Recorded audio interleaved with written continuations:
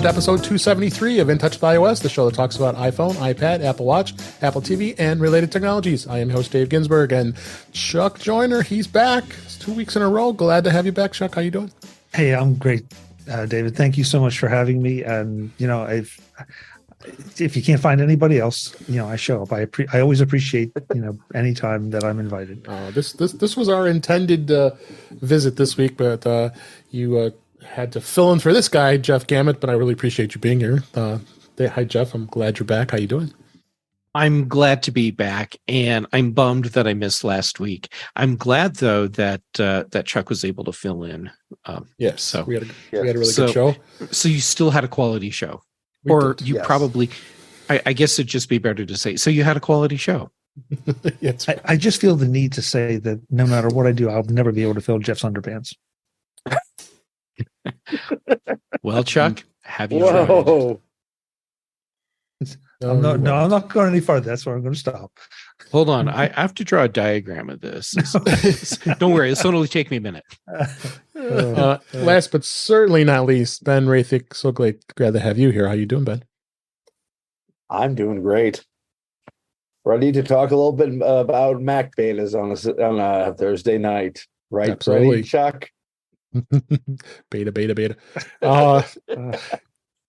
We do have a lot of news to talk about. This was quite a busy week, so there's been lots of discussion. And I have overflow of notes that won't be talked about tonight, but you'll definitely hear about it at a future time. But yes, we will have to talk about beta just a little bit because we got a new release just hot on the heels of iOS 17 being released. Chuck and I both have our new iPhone 15 Pro Max, and we're going to give us our first impressions and some of the other fun things. But hey, there's going to be a lot more fun, so I'm going to just jump right into the news for this week. And the first one I had to lead off with is this Finewoven iPhone case. The new Finewoven case is they're very bad. That's what the Verge says here. What you've heard so far is true. Apple's new Finewoven iPhone case and accessories are bad, like really bad. They've been puzzled over them for the last week, looking at it from different angles. They really look like they get scratched. They're marred up, and you don't even have more than a week. And they're charging $60 for some of these cases. But I've never been a fan of the iPhone, the Apple's cases. I've given up on them many years ago. I'm not surprised. Chuck, what's your thoughts on this case? I don't think I would buy it. Dave, it's funny you said that. I'm not sure I've ever owned an Apple iPhone case.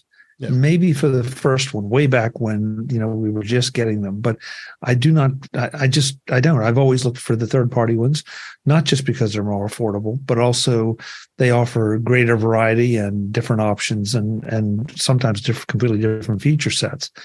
Yep. That said, I have not had my hands on a Finewoven case, so I'm a little hamstrung here. But it's a fabric case. It's fabric. So if you are going to, spill stuff on it, if you're going to rake your fingernails across it, I think there's a real good chance that it's going to mark it. And the fact that anybody is surprised by this surprises me. Yeah. So I think the question is going to be in 3 months, 6 months after use, are these going to just be showing their age like a leather case would? Mm-hmm. And because it's leather, you accept it, or are they going to be fraying? I'm not as impressed by the marking. The question in my mind is, will this micro twill, luxurious micro twill? It is luxurious. Will it start to fray? Leather. Yeah. Will it start to fray? And then if that's the case, then it's a failure. Otherwise, I kind of feel like it might be a bit of a failure on the part of the people having the expectations. Yeah. Ben, did you ever own Apple cases? I mean, I can't. I'm trying to think, but I've owned iPhones now since the 3GS, so I don't remember. No, yeah, I go that far back too. I think I had the 3G. Yeah. But on the ride home today, I was listening to Upgrade with Jason Snell and Mike Hurley, and I kind of agree with what they said. When trying to come up with this replacement for leather called Finewoven, the team probably looked at the price point and, the profit margin for Apple, and maybe didn't think about kind of the consumer side of it. Yeah. Because this is not the same quality of case as the leather. I don't know if it's more expensive to produce or what, but you have a not very durable material. You have reports of manufacturing defects in the case shell itself. That's not what I would expect from Apple. That's like what I would expect from like a freaking Dell phone or something. Yeah, exactly. But Jeff, I know you have thoughts. I don't know why you'd think that. All right. So with this case, I haven't seen it in person yet, but I have seen lots of photos online and several from the floor models in Apple stores, and they just have like scratch marks all up and down the back. And it looks like people were just going up to the case and doing like this to it, like they were a cat and just scratching it, which to me is not a natural thing to expect people to be doing in the real world with these cases. Sure. So I don't think that's a fair representation of the quality of the case right there.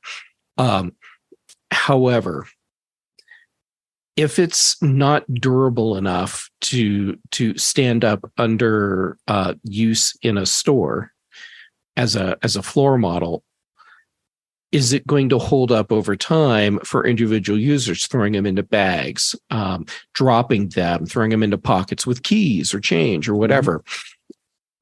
I don't know.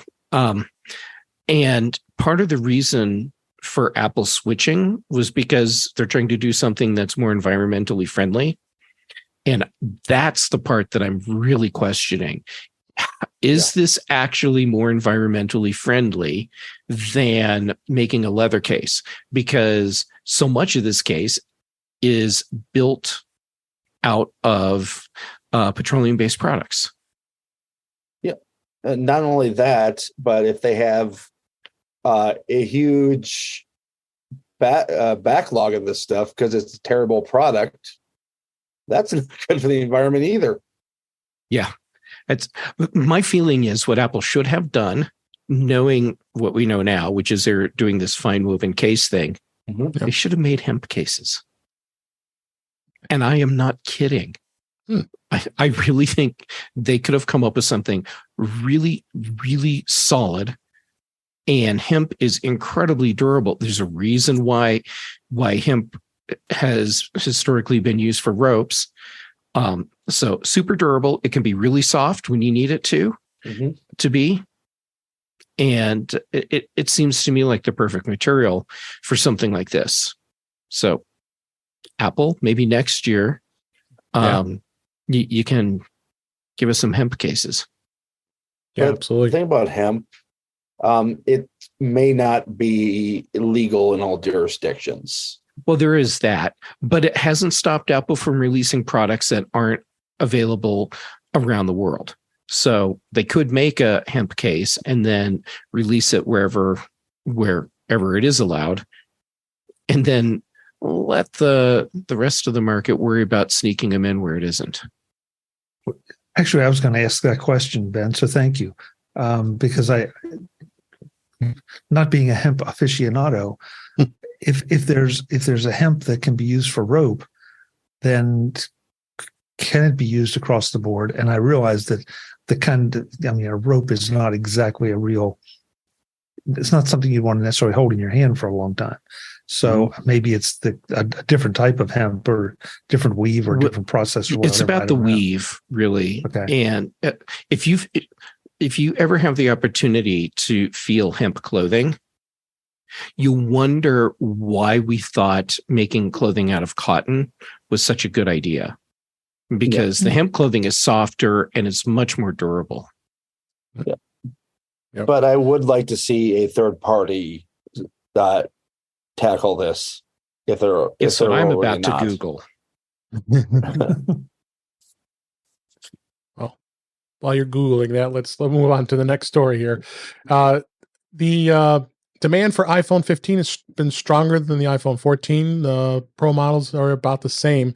So this was actually written from Apple Insider from our friend Andrew Orr. Good to see him. Got some good articles here.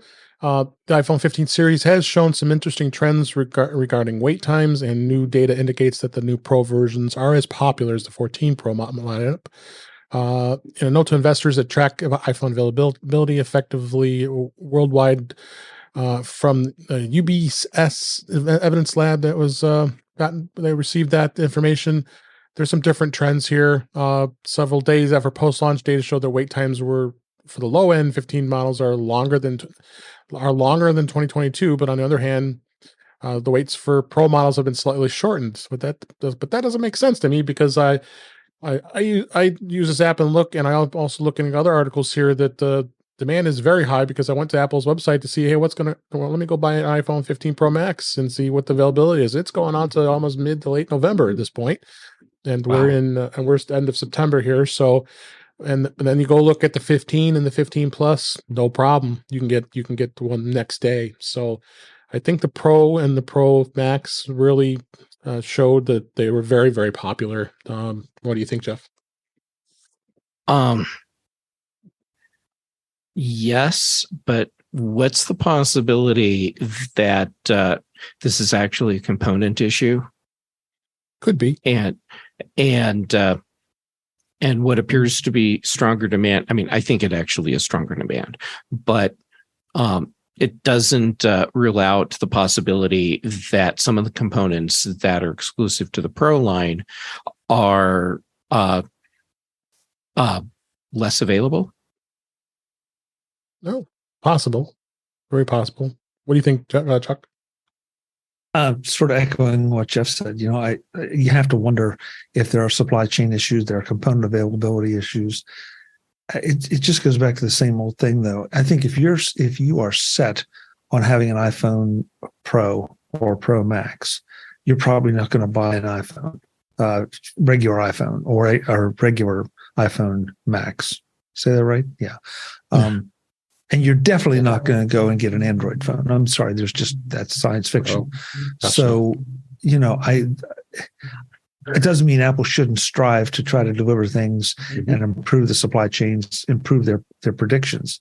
But it's still an awfully nice problem to have, and I think it's being pumped up by the media as this negative, when in fact it really shows the strength of things, especially the appetite for the upper end, and that which equals more expensive phone. Yeah. How about you, Ben?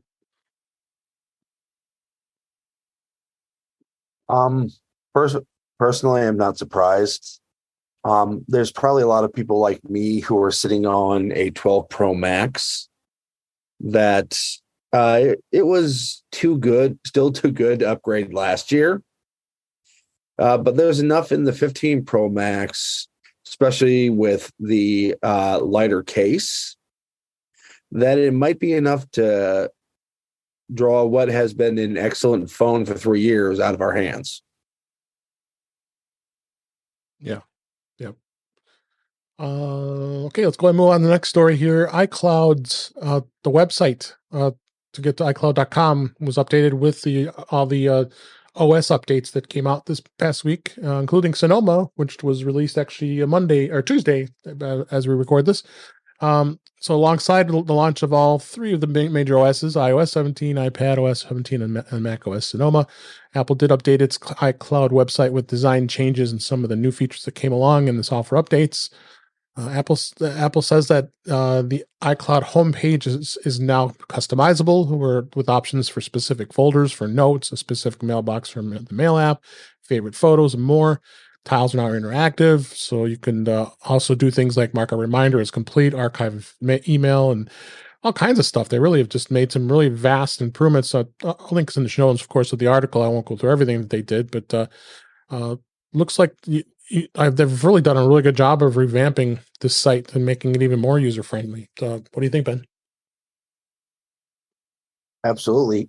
It's always good for the user if the site reaches feature parity with the OSs. Yeah. Especially if you're a Mac user who has to use iCloud.com in a Windows environment. Yeah, Windows for sure. Yep. Mm-hmm. How about you, Jeff? I rarely use the iCloud website, but when I do, every time there's something new and improved. So I'm glad that Apple continues to iterate and improve this. I have Absolutely. a question though for all of you. Since I 42. haven't up that, thank you. There we go. Now we can move on. No, since and I know this is iOS, not macOS show. I have not updated to macOS Wine Country this week because I need Mail Suite for Apple Mail to work, and that doesn't in Sonoma. It's Apple's fault, not anyone else's. Right.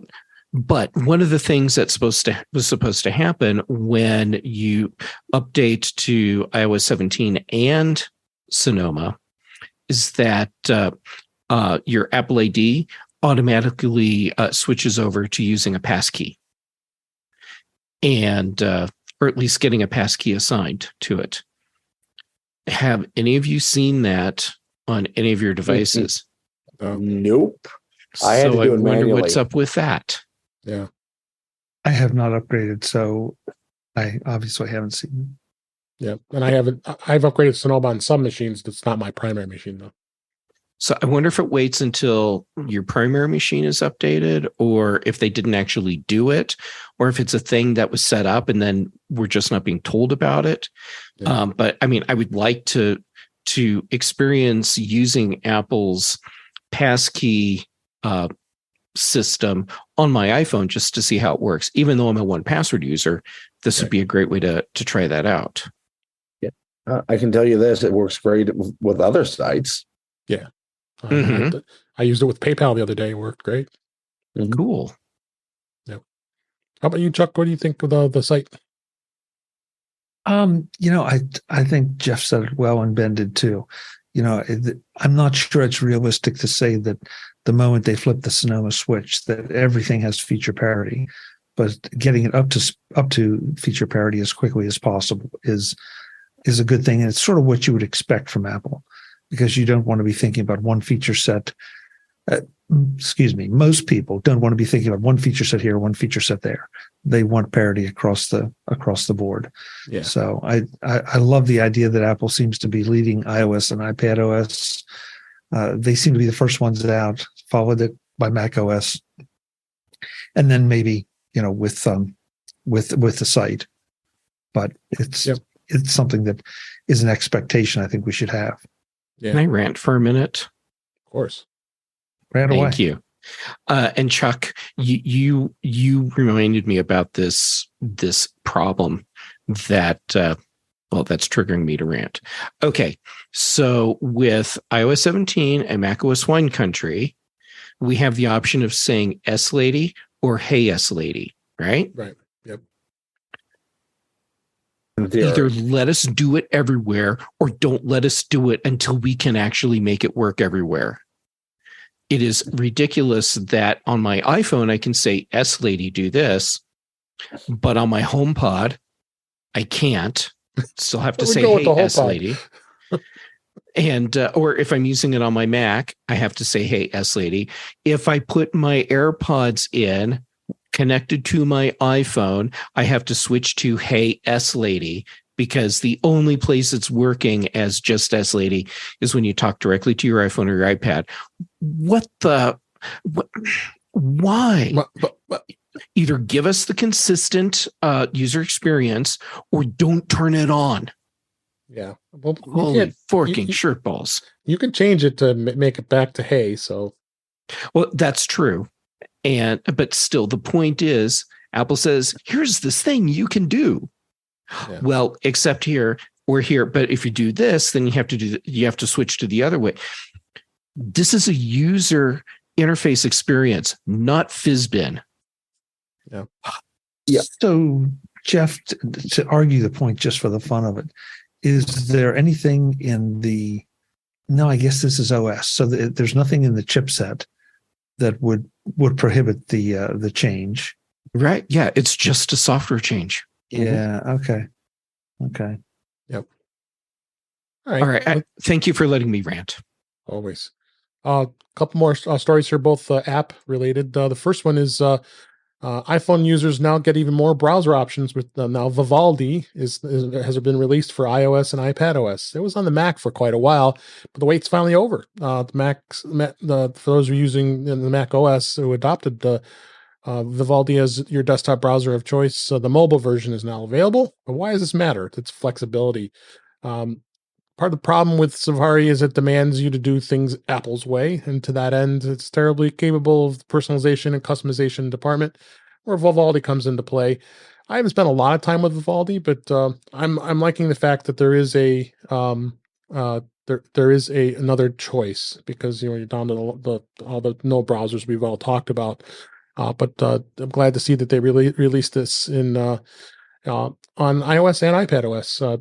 What's your thoughts on this, Jeff? Sure. Me? I'm sorry. Oh, Jeff, I'm sorry. Go ahead. Jeff. Yeah, Jeff, go. No, I get it. It's so easy to mix this up, Chuck. I mean, stunning looks, glasses, names that sound almost exactly the same. It's great wardrobe. Oh, wait, I'm describing you, not me. Yeah. Sorry. Okay. I am so glad Vivaldi is finally on iOS. I like people being able to have options for their web browsers.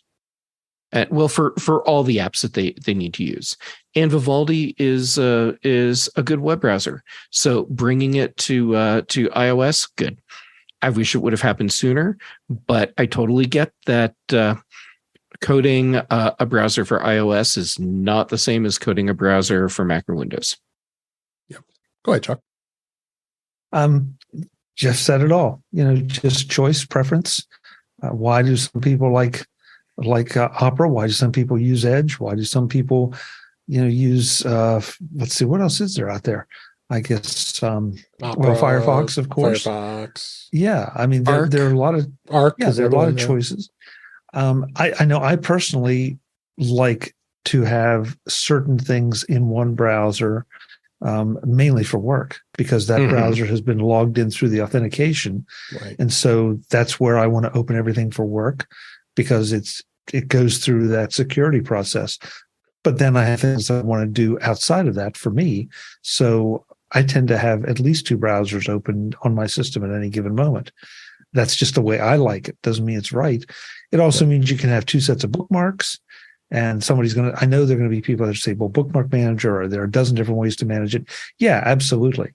But it's just as simple, if not simpler for me to say, okay, this stuff is going to be done in this browser. This stuff is going to be done in that browser.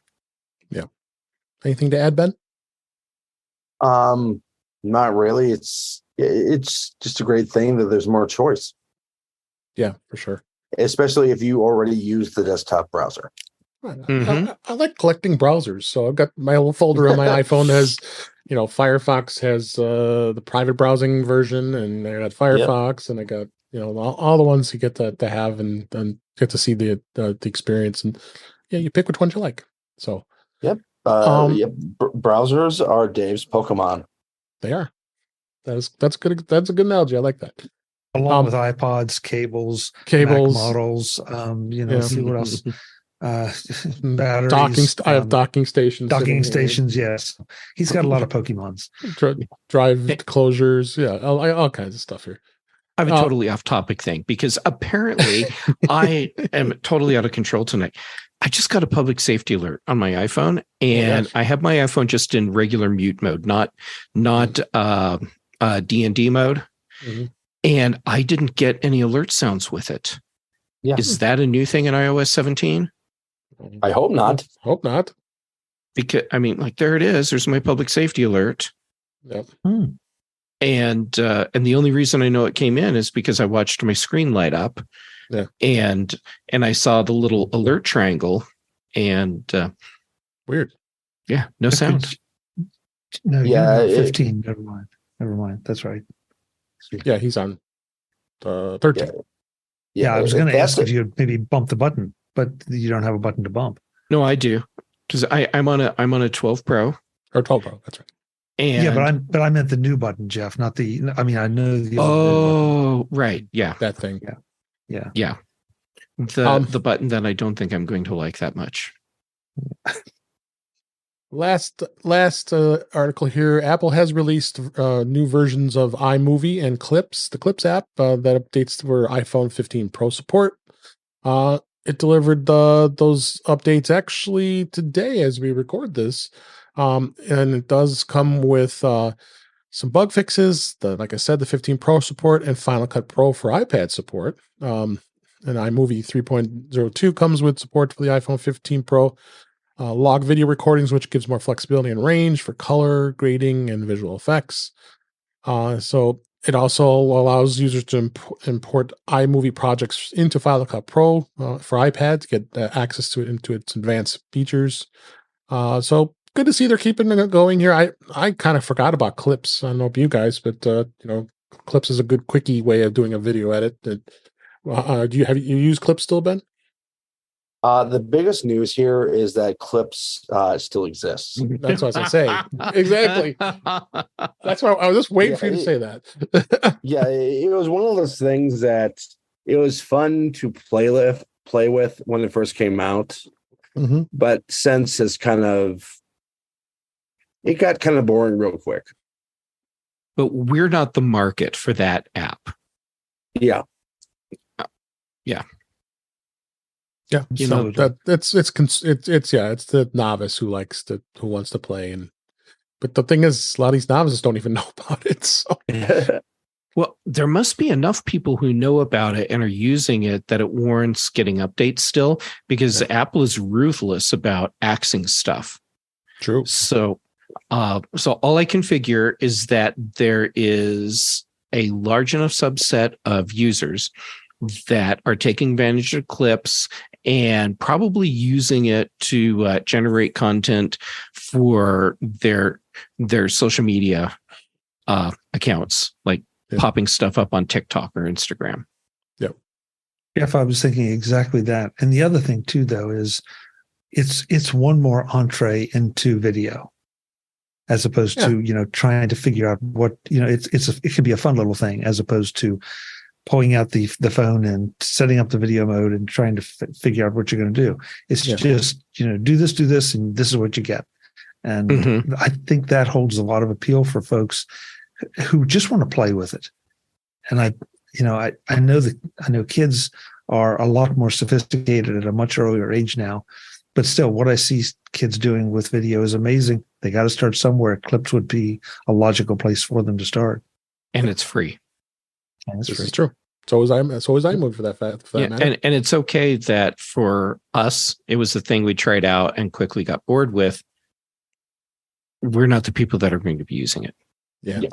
Yep. All right. Let's go ahead and move on to the topics this week. First off, let's start with iOS 17. We reported last week, last week's show, that the iOS 17.0.1 was released for the iPhone. It was a big 0-day vulnerability that had to be patched, so it was super important you got that installed.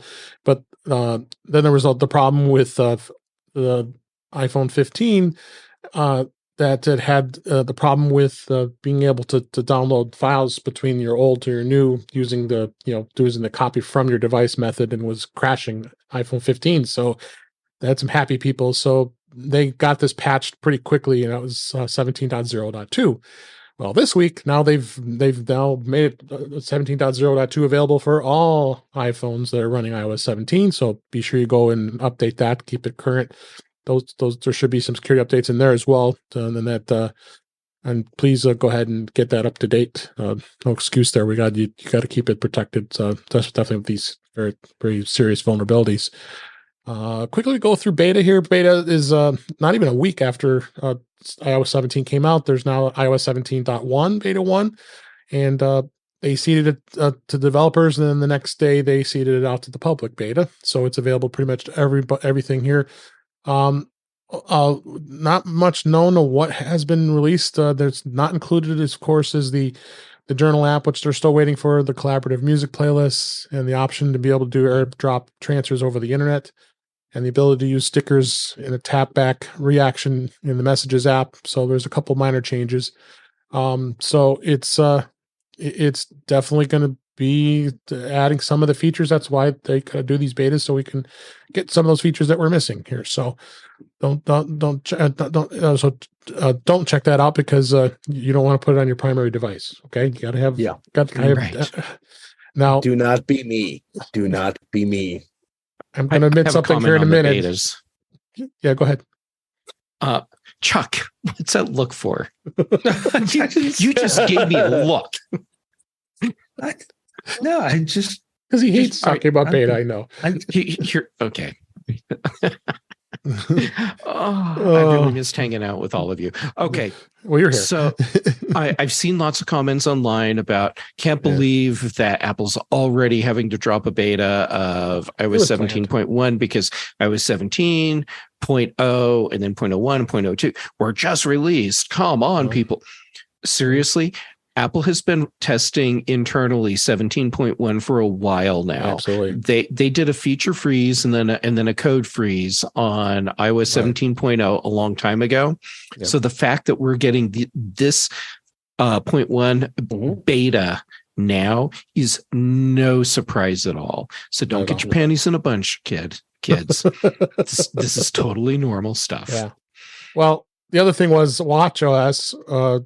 Everybody's anxious to get. I know it is in the accessibility feature to get the double tap for adjusters on the Apple Watch. So WatchOS 10.1 was released, and I got anxious and I installed it. Can you believe it? Oh my God! It's on this watch right now, but it's still not ready because at least I don't know if you've tried it, Ben. They have not put it in this beta version just yet. But that's this version. I don't have a compatible watch. Oh, that's right. I forgot you don't. So, this wasn't available on day one. No, it wasn't. I thought as we talked about last week, so. Oh yeah, when I wasn't able to be here Okay. Yeah. Yes, it was. Okay. That's fair. It was talked about that. They knew the Watch OS 10.1 was coming. It had come out. Yeah, it was a rumor, and saying that that version is going to be the one that will finally add the double tap to the for gestures and answering the phone like Apple showed. But I installed it and it still doesn't work. So we'll see what happens. I'll move on from that. Go ahead. No, wait. I have a beta comment. Believe it or not. Okay. What? Okay. Where's the real Chuck Joyner? Yeah. No, seriously. I do get a little bit burned out on the constant coverage of the betas because I question, is this just all clickbait or something else to stick in the RSS feed for a lot of these sites? Yeah.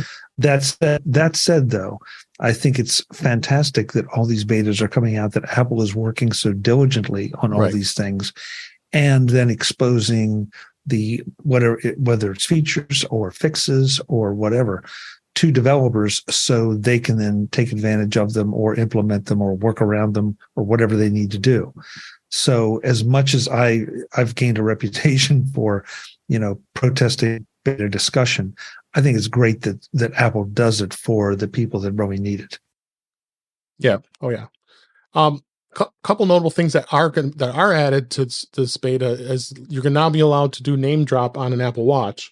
So if you do name drop, it'll go right to the Apple Watch. That wasn't available before. The ringtones and text tones are going to have 20 more available that were added since.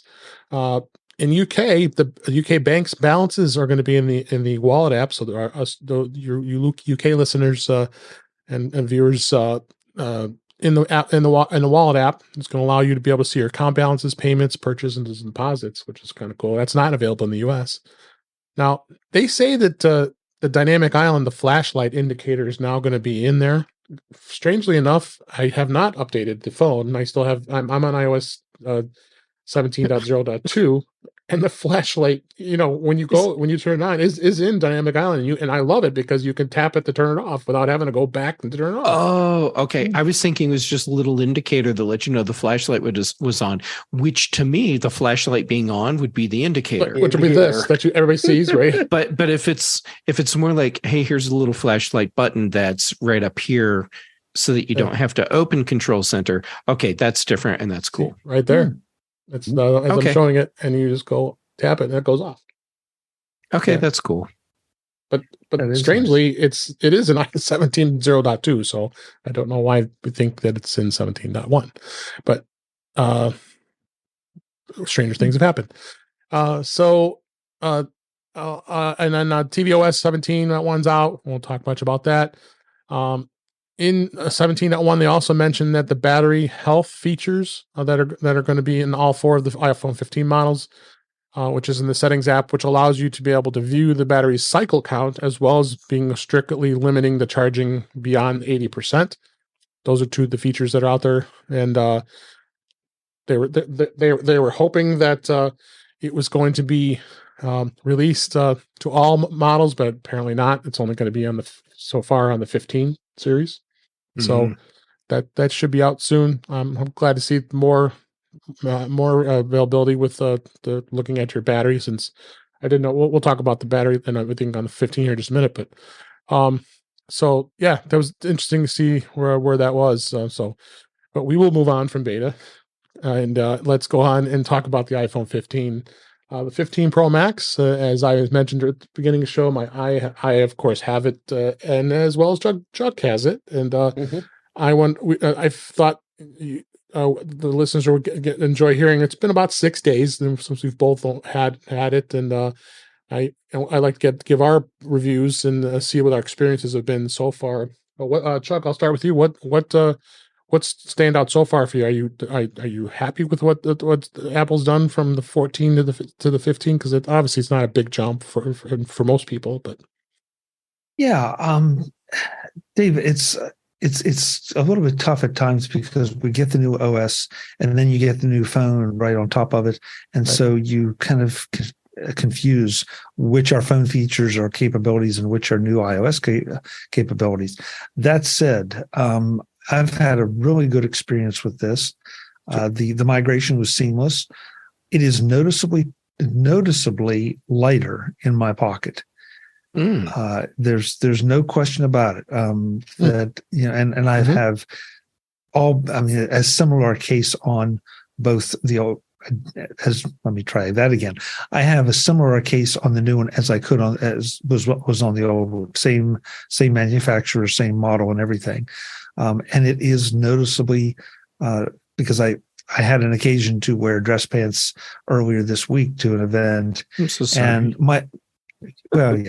And my old phone always felt like it was just weighing down the one pocket where it was, and this one not nearly as much. In fact, I don't think about it anymore. So there's that part. It's you always wonder if it's confirmation bias. It feels like it's a little bit faster. It feels a little crisper as far as the interface goes. The camera, I haven't done serious tests with it because we've had rain here all week, but I'm looking forward to really getting out and seeing what the 5x zoom can do. But few tests I've done, like out the front door or whatever, have been terrific. I really love the 5x zoom, and I've been surprised at how crisp, even though I'm holding it at 5x zoom, I'm getting good crisp shots. Yeah, nice. So me too. I have nothing but good things. One thing I will address, and I hope I'm not jumping ahead here on the show notes, but there have been discussions about some of these getting hot. Mine has gotten warm a couple times, but it also, now that we're toward the end of the first week, I don't feel like it's getting A, as hot, or B, as hot as often. So I think it's probably finished maybe indexing my photos, doing whatever all that maintenance is that has to be done behind the scenes. Give me another couple of weeks and I'll report back on that. But this has just been it's been a seamless transition. Some of the other things that I'm really enjoying about the new phone are attributable to the new OS. And Yeah. that's not what you ask about. So we'll leave that alone. No, I have a question for both of you, since both of you have Pro Max. How smooth is the transition between the glass on the back and the middle frame? And I'm asking because I've been seeing reports, and I do actually know someone who says that the glass sits a little bit lower on their phone, so they have this really sharp edge on the metal on the back of the phone, where the metal frame and the glass come together, where it should be just like this perfectly smooth transition instead. I haven't noticed it. How about you, Joe? No, I mean, to be fair, mine's in the case and it is being used right now as a camera, so I can't look at it. But when I was It's something you handling it, probably would have noticed immediately. yeah, Because people are saying it is so obvious and uncomfortable when you pick up the phone and you have this ridiculously sharp edge that you feel. didn't have that at all. I have it on camera here. Are you talking about down at the bottom of the phone here? All the way around the phone. Mm-hmm. So no. This is nice and smooth. I mean, my phone is. Don't rub the edges there. Run your do it like this. Yeah. Oh yeah. This is smooth and perfect. Yeah. So perfectly smooth right here at that edge. Right. No issues here. Okay. So neither of you are having to deal with the with what appears to be a manufacturing issue as opposed to a design issue. Yeah. Of course, I've seen these crazy people already doing the drop tests and dropping it from 16 feet, and the YouTubers are back doing that silly stuff again. Of course, the back's going to crack and shatter. Let's see how many times we can drop it before it shatters. But the back, the back I think shattered pretty quickly, and then it took a little longer for the glass. But just like I said, of course, you're going to drop it down on the edges or however you drop it. You don't drop it, for crying out loud. So yeah, let's drop you on your head and see how many times it takes before you break. just so you can get 1 million to 2 million viewers on YouTube. So before you move on, Dave, just real quick, Jeff. Dave, I know you have a blue phone. I've got the black one. Right. Jeff, it might be interesting to have your friend tell you which color they got, whether that has. Oh yeah, I'll find out. Or not. That I can speak for the black. Dave can speak for the blue. We don't see a problem with ours. Yeah, maybe he has the natural or yeah, and I honestly don't know. I'll find out. Yeah. So, a couple other things that are notable. I mean, we just talked about a little bit ago is the action button. I really want to jump and explore this even further. I don't know how much you've done so far on it, Chuck, but I love the fact you just go right into settings and go and scroll down, and then you have the choice that says action button. And I mean, I'm showing it on camera here. The animation is just phenomenal. I mean, being able to flip through and choose the type of action you want, as well as shortcuts. You can actually put in here the shortcuts, and I know I know that I saw somebody that actually set it so it has when you tap it, you could bring a shortcuts menu up at the top, and then when you push the action button to choose things you want. I want to explore that a little further. I haven't yet. I know I've seen on number of other sites have done it. So, but I'm liking the way that how customization is on here, and right now I've kept it the way it's always been, is the silent mode where you can push it to silence it. And then the button's not that bad to push. People were kind of complaining, oh my God, it's not recessed and toggle switch, which we've been so used to for, 14 prior models. So it isn't a big deal to me. What have you used that action button at all? What do you think, Joe?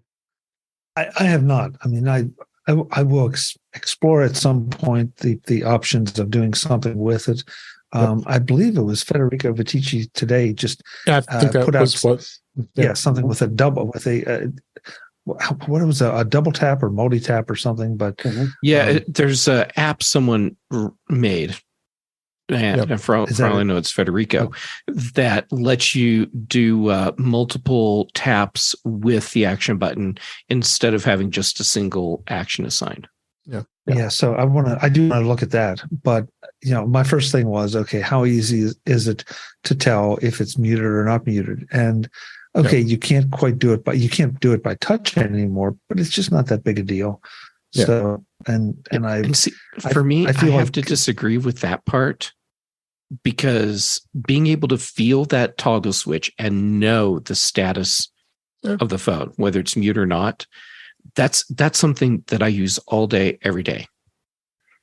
And yeah, Jeff, I don't disagree with that part, but it feels like this is just one more place that water can't get in, lint can't get in your pocket. It feels like this may be. I guess I don't know. Maybe I'm just I'm easily adapting to it, because I always enjoyed the fact that I could reach down there and feel it, or like right now I could reach up there and Right. and flip it and know that it's one way or the other. I can't do that. Well, one thing I'll tell you, Jeff, is it does Mhm. have the taptic feedback. You hold it once, and then I don't know if you see it on the top there, and you hold it twice. It brings you to ring and not ring, and it goes and really it's got the taptic vibration when you push that button. So it's a specific vibration that lets you know when it's on mute and when it's not. Right. So when the ringer's on, it's one little vibration, and when the ringer is off, that's two. It goes dut dut dut. Okay. Well, all right. And I didn't know about that. So maybe I should not get on my soapbox about the switch change until I've had a chance to try it myself. Okay. But I'm pretty sure that because of the way I use my phone, I will never assign anything to the action button. It will always be a mute switch. Yeah. And you could put the mute switch as one of the shortcuts. I believe there's going to be a way to customize that. Again, I haven't looked at it, so I'm not going to, don't hold me to that, but that might be availability. The titanium, I think, like we talked about, is the lightness of it. I think it's really well built. I really like the design compared to and I still have the iPhone 14's box. I haven't sent it back yet, but it does feel different, and you put the two together. The blue is so different on those. Yeah. I mean, this was the purple, actually. The old. Oh, no wonder. I was going to say that almost looks purple. Yeah. So the 14 and the 15. I mean, I'm starting now. I feel it. I maybe it's just because we're thinking about the weight of it. The fact that I feel the 14 is a little bit heavier than the 15 is. So I find that to be interesting. The day or two I get to compare before I have to send it back. So the other thing too, which I found to be interesting, we talked about this as we got the feature announcements, is the fact that the 14 Pro Max is the only one that has the Wi-Fi 6E. The Pro has the 6 Wi-Fi 6 standard. Of course, 7's coming. So, I mean, I think most people aren't going to care about this because I think a lot of people don't have a Wi-Fi 6 standard router these days, or they probably have at least 6, not 6E. But then now that 7's coming, they're probably going to wait anyway. So, not a big huge deal when it comes to that. But I think I just think this is something notable. But I do notice that there's improvements in speed with the Wi-Fi, including the fact that the iPhone Pro's 15 Pro's modem has been reportedly about 24% increase. I have an article in show notes here, and I didn't even think about that. But then I did kind of notice that speeds were tended to be a little more improved when it comes to speed with the modem when you're using on your carrier. And they did say the test showed that they suspected that it might have noticeably better power consumption, the carrier aggregation, and ability to maintain signal at long distances. So there are some improvements there that I've seen when it comes to that. So I think that's cool to see that they've improved upon the cellular the cellular data speed. When it comes to the X70 is a much improved modem compared to the X60. Yeah, for sure. Oh, for sure. Briefly, I'll talk about the camera. And I'll did you have a thought, Chuck? No, go ahead. I'll take it after you do the camera. Okay. I'm very impressed with the zoom. And like Chuck said, I haven't had a ton of time to do it. A couple things I noted was the fact that when you tap the zoom, and I'm showing on camera here, and maybe it just popped off, but you got the spin dial here, so you can spin the zoom with the dial, and which I think is kind of cool. Is that the only way you do the? No, you could go to 5 and then you just pinch the zoom, but the dial is kind of a neat thing that you can be kind of granular with it. And I'm not sure if that's available on the older models. I haven't tried it. Oh yeah, that's a thing that's been around for a while. Okay. Well, I just noticed it, but yeah, the 5X is pretty insane. I'm looking at it really close in front of me here, and wow, the detail is just incredible. So, and there'll be more at the times. We'll give some more reviews once we've used the camera for a while and give you reports back. You said, Chuck, you haven't really used the camera much, right? No, I mean, I really want to test it out in favorable me too. picture conditions, and the weather has not been such, but what I've done with it, I've really, really been impressed. Yeah. Hey, Dave, I have a hypothesis, please, that I want to share. I've known about the dial for zoom for a long time. You just learned about it. You use your iPhone all the time, and I'm assuming you use Zoom on a regular basis. The fact that this is the first time you're seeing it, I am now questioning if Apple changed something with the sensitivity or the time needed to bring up that dial so that it's more obvious that it's a feature. Yeah, I don't know, because I didn't really notice it being that easy to because I'm even using the wide angle and zooming it all the way down to 25x, and my God, 25x is still very clear, which is amazing.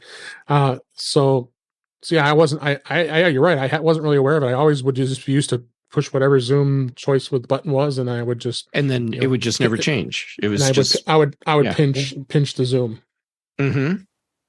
But a lot of those features are still available on all the phones that have iOS, that can take iOS 17. Just obviously, you just don't have a 3 or 5x capability. Yeah. So, other thing, did you want to add something, Chuck, before I move on to this last topic on the? Yeah, well, let me just throw in two things, and I think the one may be a transition to your next topic. The first one is this is going to be sacrilege to photographers, and I know that, so please, folks, no emails. We are talking a 5x optical zoom because of some of the trickery Apple's been able to accomplish. Everyone in the traditional world has always told you, stay away from digital zoom, but play with it a little bit. And depending on what your needs are, you can, the computational photography in this phone is just amazing. And so you may be able to go out farther, a lot farther with a digital zoom. Excuse me, and still get acceptable results for your purpose.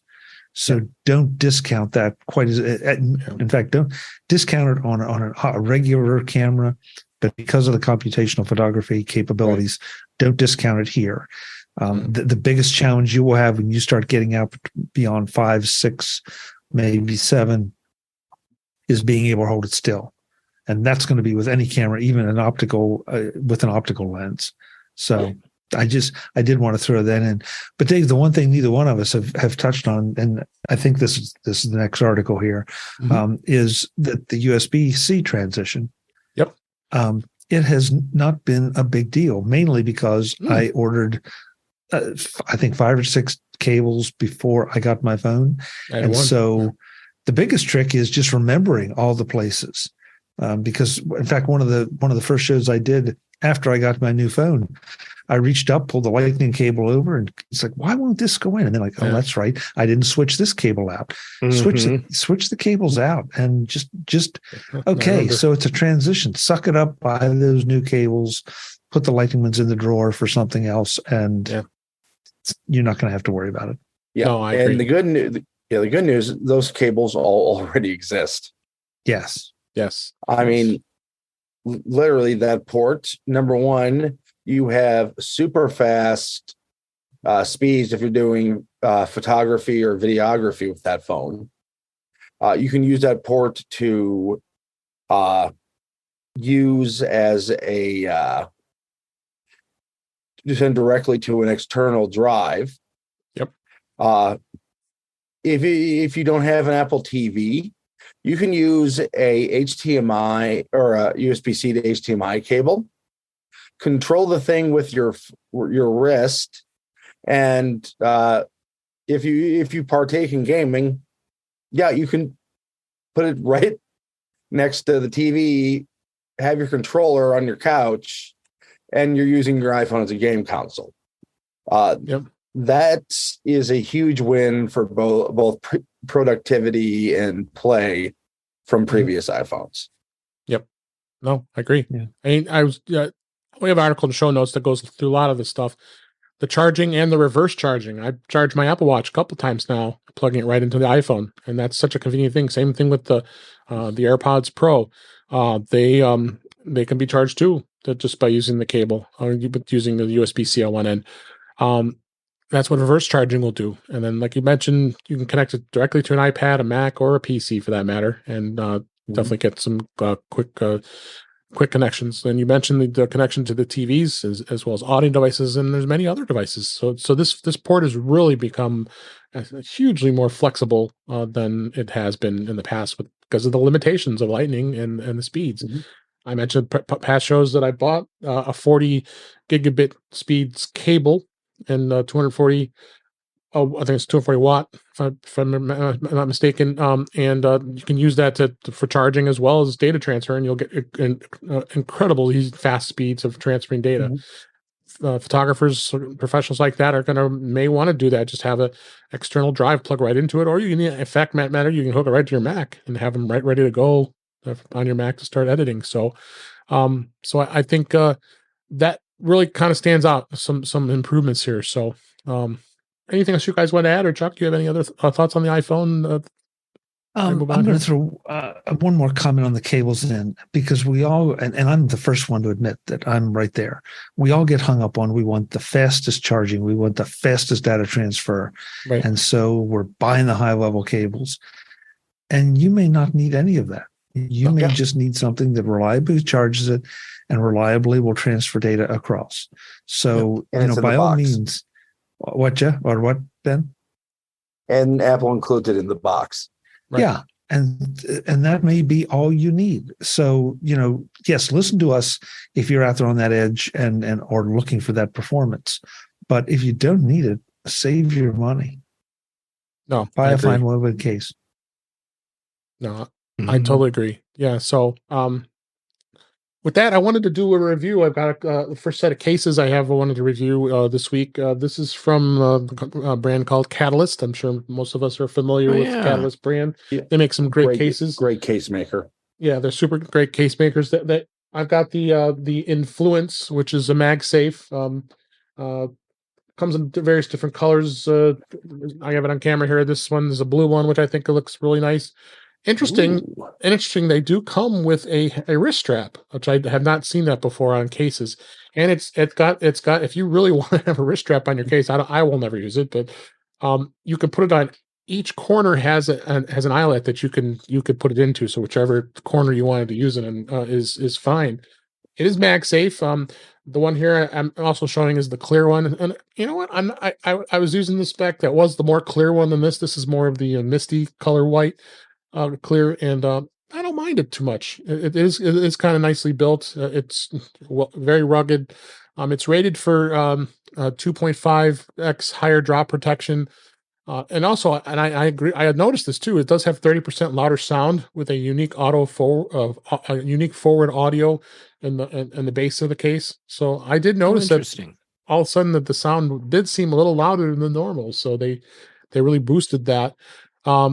And again, it's a fingerprint-free case, which is nice because some of those other cases, I think this material will kind of do it. I'm gonna try a couple other cases and see. This could be my daily driver for this year, so we'll see how it goes. How it looks. Yeah, and again, that's on camera. I got the blue and the clear white MagSafe, which is great.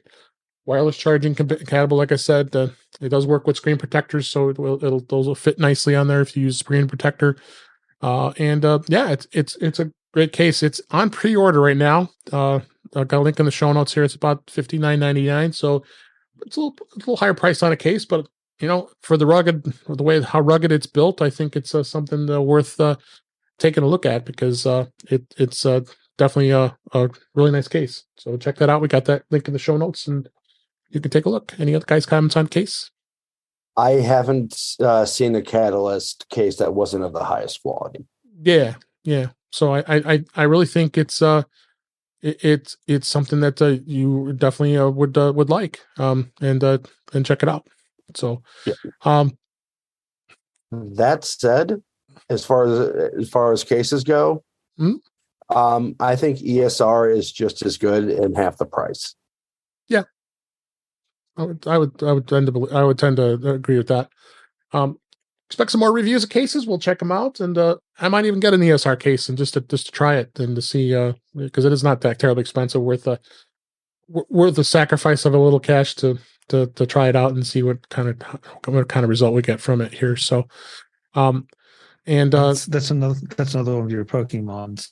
yeah, no, I don't have Yeah. well, I do have a few Gotta cases. catch them all.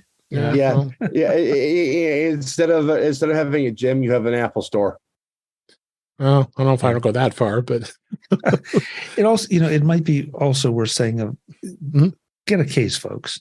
I mean, no matter what it is, get a case and protect your investment. Even if it's just from cosmetic damage, protect your investment. Yeah, I keep saying the reason I always get maximum what do you call it? Trade in. Thanks, Jeff. Maximum trade value from my iPhones is because I put them in a case and don't treat them like crap. Well, I mean, I'm just looking at my 14 Pro Max that's about to go away. This thing is a mint. Whoever's going to get this phone is going to be pretty happy. It's almost in mint condition. Same way. Case and I know a lot of people don't agree with it, but screen protector. Because when I go to send my old one in, the case comes off, the screen protector comes off, and like Dave said, it's pristine. Yep. All right. I wasn't going to do it, but I'm going to do it. I have one more thing. Okay, Steve. I decided to get the AirPods Pro USB-C. That's what I'm using right now as I talk. Of course you did. Yeah. So, well, I got some nice perks to reduce the price. So let's put it that way. So and I'm gonna sell the old one. So I'll come out ahead here. So it's not a big deal. But I'll make a first comment. Again, of course, the USB-C is not a huge deal, and it's not a deal breaker if you already have the a Lightning version of it. But I have to tell you that I've noticed some huge differences in the quality of the sound. I was always having challenges with the crackling all the time and disconnecting and lots of other things throughout this show today. And it's been like this the last few times I've used my AirPods Pro 2, the new with USB. They've been flawless. So I don't know what Apple did, but just to be clear, this is comparing AirPods Pro 2 Lightning to AirPods Pro 2 USB-C. Yes. Yeah. You have a sound improvement, audio improvement. I think this was my personal experience that I finding that the sound is improved. Wow. And the navigation is improved. Like I said, you guys see me doing it all the time, that when I'm pushing my AirPods in when I'm on the show, that's what's happening is it's crackling and sometimes it cuts in and out. It hasn't happened once during this show today, and we're near the end of the show here. So I do see some improvements with the sound as well. I mean, even I've been using it for watching it on the Apple TV and watching shows. Just watched the morning show last night, and it was the sound was great. So not everybody's been saying that in all the reviews, and I don't think anybody's really reviewed them because there's so many people out there that have the Lightning version are probably not as crazy as I am that go and buy another pair. But I wanted to make sure I did a little brief review of this version. So again, I think I've got a good experience. So honestly, they should have called them the iPod Pro 3. I think so. I would agree with you that, because just based on my experience, that I think if they had done that, people would have complained because there's not enough of a different. Well, people will complain regardless. Yeah. But yeah, it's. I mean, how do you name that product to distinguish it enough from what it's replacing and set an expectation that it's not that different from what you had before. Yeah. Oh, no, I mean, if you compare the two, I mean, yeah, I got, of course, at my fingertips here. Of course, the two, there's no difference between these two at all. I mean, you look at them and you would never know. I mean, it's kind of like the Apple Watch. You kind of wouldn't even know. I have a Series 9, but if you had my Series 7, I look at it, you have to look at it pretty closely to really know there's a huge difference with this. But I'm convinced. I could be crazy, but it was my experience that these I've had them since this whole week, so I've been using them. So, but I'm going to interesting to see. I'm going to check if anybody else has been saying the same thing, and well, I guess we can see. We can go from there, right? It's an interesting choice that Apple makes about keeping some of the designs so consistent across generations, so that you almost can't really tell what the difference is.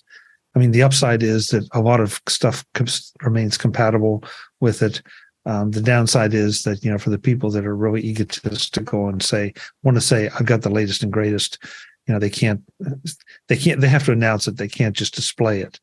I mean, because you remember which watch was it that the only difference was there was a little red band around the crown? Oh, yeah, that's when they added in the cellular.